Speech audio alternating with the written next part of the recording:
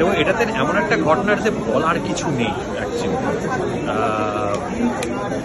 মানে ভারতের ইতিহাসে সব থেকে বড় বিমান দুর্ঘটনা সম্ভবত এটা। এবং অ্যাকচুয়ালি এটা নিয়ে যত ভাবছি আমি যার সঙ্গে কথা বলছি, যাদের সঙ্গে কথা বলছি, এটা করতে গিয়ে দেখছি যে তাদের কি পরিমাণ শক লেগেছে। এবং আমার শুধু একটাই অনুরোধ থাকবে সকলের কাছে, যেহেতু বিশেষ করে এখন সমাজ মাধ্যমের সময়, সোশ্যাল মিডিয়া সবাই যারা থাকেন, যে এটা নিয়ে না মানে কি বলবো, এটাকে এরা মানে এটা নিয়ে রিল বানাবা, এটা নিয়ে এইটার উপকরণ বানাবেন না। এটা মানে শয়ে শয়ে মানুষের জীবন শেষ হয়ে গেছে কিন্তু এই জিনিসটার জন্য আর কি। অত্যন্ত দুঃখের দিন, আমাদের দেশের ইতিহাসে সব থেকে বড় দুঃখের দিনগুলির মধ্যে একটা আমার মনে হয়।